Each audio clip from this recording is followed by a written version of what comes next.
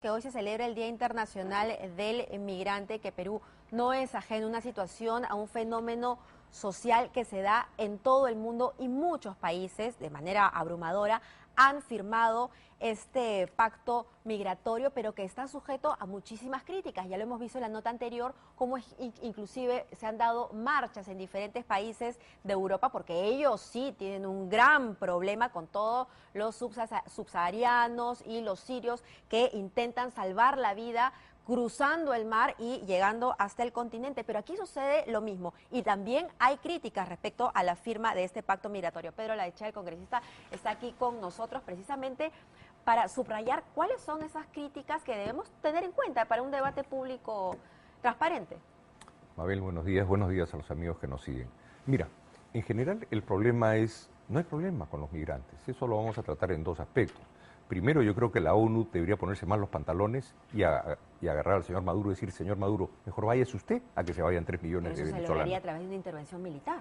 No sé, pero ahí deberían ponerse los pantalones la comunidad internacional, porque hacer sufrir a 3,5 millones de venezolanos, yo he estado en el puente de Cúcuta, personalmente, y ver cruzar 30.000 personas, un puente en que uno no sabe qué va a hacer la próxima semana, chicos con jóvenes, gente adulta, madres solas con niños de 6 y 7 años al lado de ellas, que están cruzando un puente de su país al vacío. Es lo más cruel que he visto. Este señor es un sátrapa y debe irse. Yo creo que mucho la ONU avanzaría por ese lado, en vez de generar una legislación que es inconveniente. El Perú es un país soberano. Al firmar este tratado, está bien que no es vinculante, pero hemos firmado, es relativo, porque hemos firmado una serie de instrumentos referidos a los derechos humanos que de manera indirecta nos sometemos ya a hacer consultas ante cualquier decisión que hagamos. El Perú no puede consultar sobre su soberanía con nadie. Pero precisamente lo que dice el pacto, que efectivamente no es vinculante, no obliga a ninguna acción y se enmarca dentro de la política migratoria de cada país soberano. No, pero ahí tú tienes que al final del día es un tema de derechos humanos. Entonces por ahí te abren la puerta falsa. En realidad, el Perú, respecto a su soberanía, no debería dejar 1 centímetro, 1 milímetro. Si decidimos que queremos tomar a la población venezolana, lo hacemos nosotros. Inclusive hay una serie de restricciones que después se podrían montar, que tú no puedes ir en contra de una opinión respecto al tema migratorio. O sea, el día de mañana la ONU decide que tenemos que recibir gente del Medio Oriente y te los ponen acá, no podríamos. Pero no necesariamente porque, repito, no es vinculante, pero... Eso es relativo, lo del vinculante. Lo del vinculante porque te lo hacen vinculante por el lado del tema de derechos humanos, que tiene que ser, gracias a Dios, ratificado por el Congreso. Ya. O sea, tú nos tienes la puerta principal, pero hay muchas puertas por las que te pueden, de cierta manera, si tú tienes que consultar, ya tienes ahí una restricción. ¿Podríamos poner algún ejemplo práctico de cómo afectaría la firma de este pacto a nuestro país para que todos podamos entenderlo? Mira, el hecho es que cuando tú lo analizas, tú dices, está bien, esto no es vinculante, pero yo participo de este grupo, consulto con este grupo, y si algo me sucediera al respecto, antes de actuar consulto. Pero no estoy forzado a nada, pero consulto. Lo que pasa es que en la consulta te dicen, sabes, mira, de acuerdo que tú eres signatario de una serie de derechos humanos, de tratados de derechos humanos, tratemos la cosa por ahí, tú te obligas a esto, puedes estar en esto o en lo otro. En este tema es muy delicado. La soberanía nacional hay que ser muy, muy celoso. Y yo prefiero, está bien, hay una tragedia humanitaria en mis términos.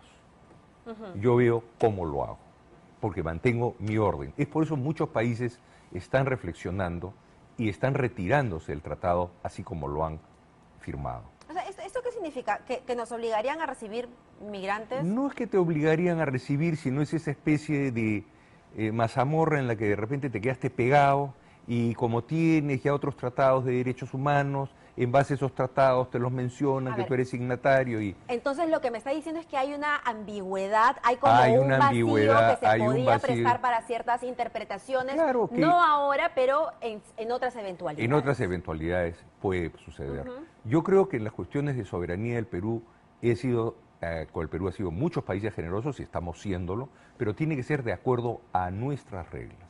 No tenemos por qué consultar con nadie. No deberíamos consultar con nadie. Ya, entonces veamos cómo estamos en casa. Hay una política migratoria que, si bien sea solidaria con los migrantes, en este caso vemos que el fenómeno se da con los hermanos venezolanos, pero que también ordene el ingreso de ellos, es decir, tenemos a la mayoría en Lima, tenemos a muchos profesionales, o sea, tenemos personas que podrían ingresar al ámbito formal, pero tal parece que solamente están ingresando y de ahí no hay más que la autoridad haga. Mira, por ejemplo, acá lamentablemente no estamos revisando el polvo de la paja. O sea, ¿quién está viniendo? Porque también han venido delincuentes que ya, gracias a Dios, se han capturado alguna de esas gavillas. O sea, no estamos teniendo un orden, no estamos preparados para esta hecatombe migratoria que ha generado este señor Maduro. O sea, las cosas hay que ponerlas primero en dimensión. Más importante que el señor Maduro y que la ONU le diga a este señor, usted es genocida, tirano, y váyase de acá. Más es que se pongan los pantalones. Pero estamos jugando a una serie de temas que yo no entiendo. Entonces los países como el Perú son los que sufren las consecuencias. Nadie está preparado para esto.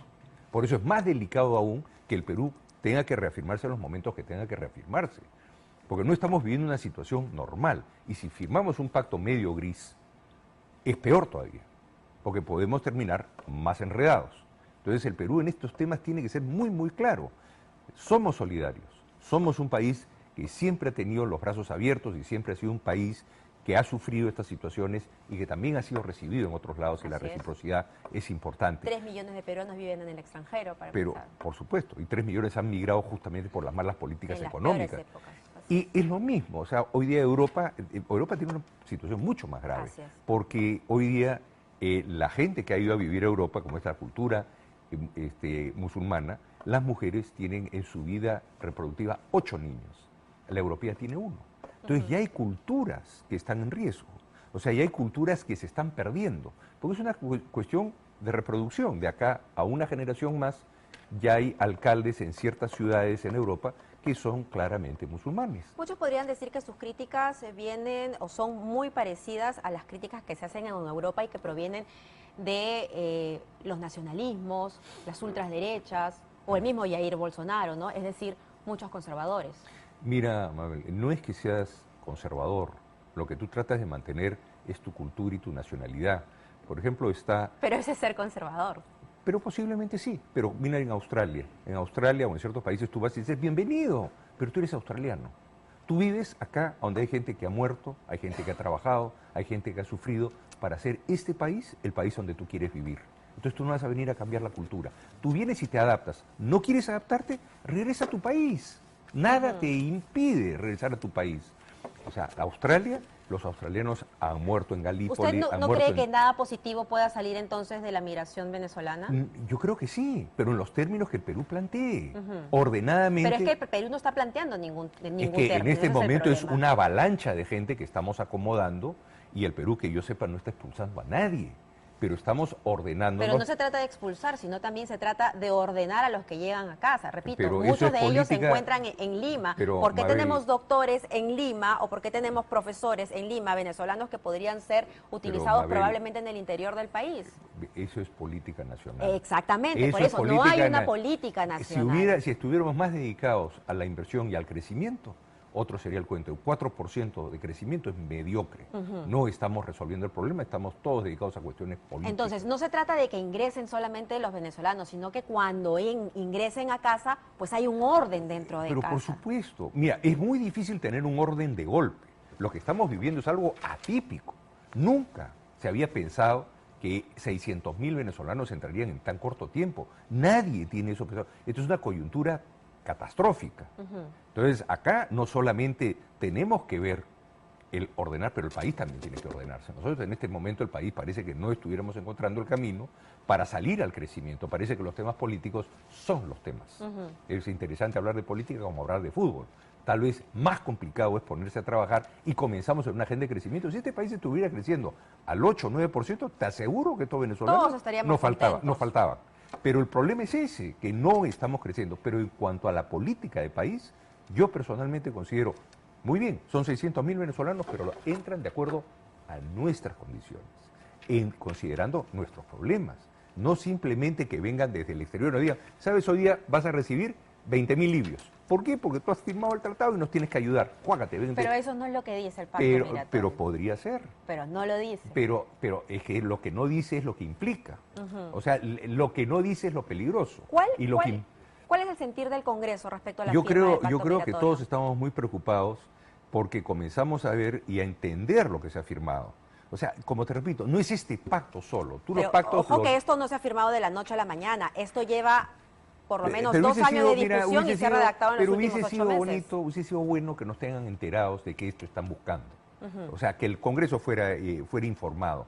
Porque ya los análisis que están saliendo de los otros países, el Perú no solamente tiene este tratado, tiene otros tratados marcos. Los tratados marcos es en lo que este tratado se pone. Y muchos de esos tratados están en el marco de los derechos humanos. ¿Pero eso está mal? No está mal, pero si tú pones ese marco, tú de repente tienes que estar consultando cuestiones que no deberías consultar en cuanto a Pero soberanía. precisamente este pacto migratorio se firma en el marco de la Convención de los Derechos Humanos. Pero por eso, a lo que te obliga ya la Comisión de los Derechos Humanos, ya hay obligaciones tangibles que tiene el país. O sea, ya el Perú se ha obligado en una serie de tratados. Personalmente, yo no estoy de acuerdo en obligarme a ningún tratado como país soberano. Por eso es que Estados Unidos tiene que ser ratificado por el Congreso y El inclusive ahí está por debajo de la Constitución americana.